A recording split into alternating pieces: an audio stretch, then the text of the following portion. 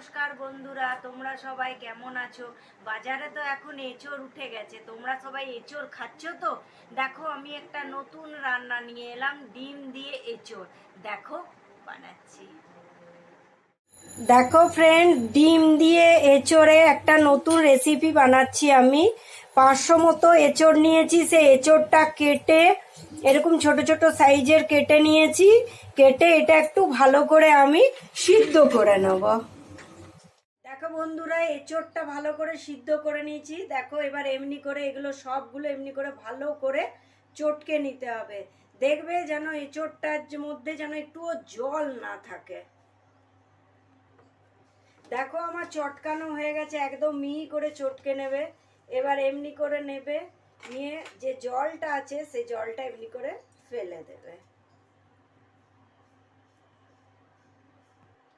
দেখো জলটা চটকে ফেলে দিয়েছি। এবার দেখো এরকম হয়েছে। এবার এর মধ্যে আমি সামান্য আন্দাজ মতো নুন দিলাম। নুনটা দেখে দেবে তোমরা, কেননা সিদ্ধ করার সময় আমি একটু নুন দিয়েছিলাম। একটু হলুদ দিলাম,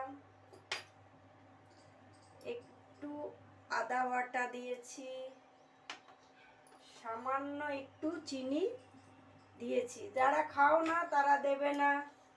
একটু কাঁচা লঙ্কা বাটা,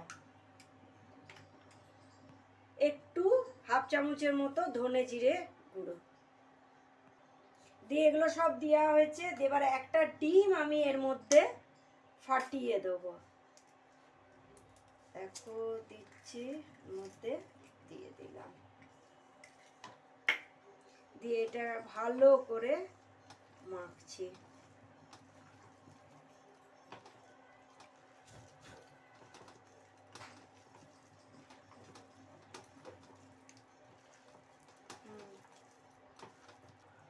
দেখো মাখার পর এমনি গোল গোল করে নেবে, দিয়ে এমনি করে নিয়ে একটু এমনি করে নেবে। তোমরা এমনি করে সবগুলো করে নেবে।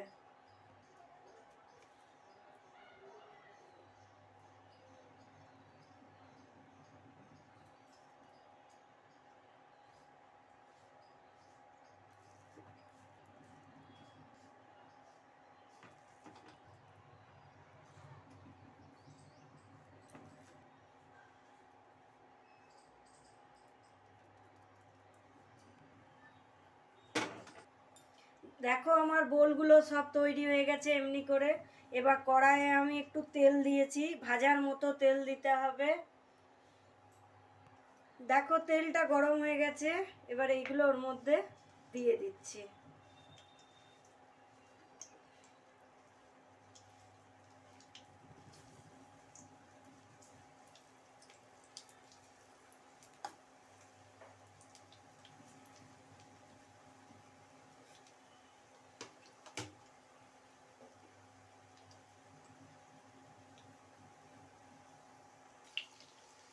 দেখো একদিকটা হয়ে গেছে, এরকম বাদামি হবে, দিয়ে আর এক দিকটা উল্টে দিচ্ছি, আর এক দিকটা অমনি করেই ভাজতে হবে।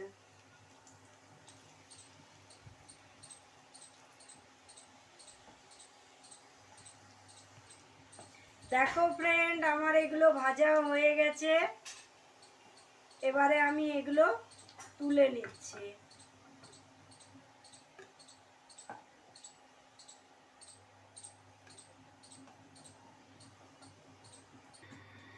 দেখো এবার ভেজে রাখা এগুলো ভেজে তুলে রেখেছি। এবার ওই তেলে গোটা গরম মশলা আমি ফোড়ন দিলাম, আর একটা তেজপাতা।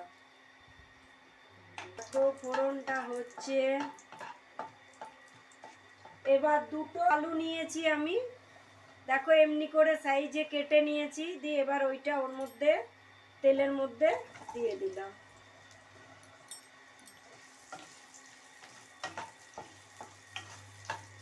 দিয়ে এবার এটা একটু লাল করে ভাজতে হবে। দেখো আলুগুলো একটু লাল করে ভাজা হয়ে গেছে। এরপরে আমি একটু 1 চামচের মতো লঙ্কা বাটা দিলাম,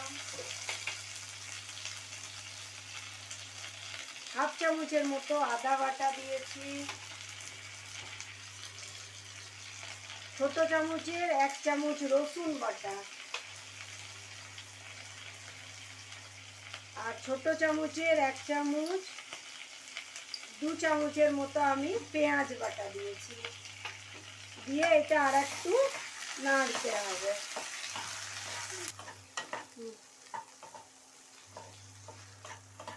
দেখো মশলাটা একটু ভাজা হয়েছে, এবার মতো আন্দাজ মতো আমি এটার মধ্যে হলুদ দিলাম,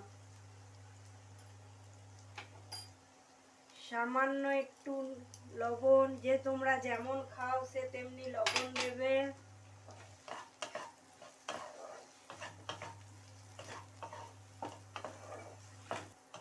দিয়ে একটু ভালো করে এটা কষে নিতে হবে। দেখো মশলাটা আমার ভাজা হয়ে গেছে। এবার আমি কালার আনার জন্য সামান্য একটু কাশ্মীরি লঙ্কা গুঁড়ো দিলাম। তোমরা যারা খাও না তারা দিও না, আমার দেখতে সুন্দর লাগবে রান্নাটা, তার জন্য আমি এটা দিলাম। দেখো আমার মশলাটা ভাজা হয়ে গেছে, এমনি ভাজা হবে। দিয়ে সামান্য একটু জল দিয়ে আবার একটু কষলাম। দেখো জল দিয়ে মশলাটা কষা হয়ে গেছে, এবার সিদ্ধর মতো আন্দাজ মতো এটাই জল দিলাম, দিয়ে এটা সিদ্ধ হতে দিলাম। দেখো আলুটা মনে হচ্ছে সিদ্ধ হয়ে গেছে। হ্যাঁ, আলুটা সিদ্ধ হয়ে গেছে। এবার এমনি একটু জল থাকবে, তখন এই ভেজে রাখা বোলগুলো ওর মধ্যে তোমরা দিয়ে দেবে।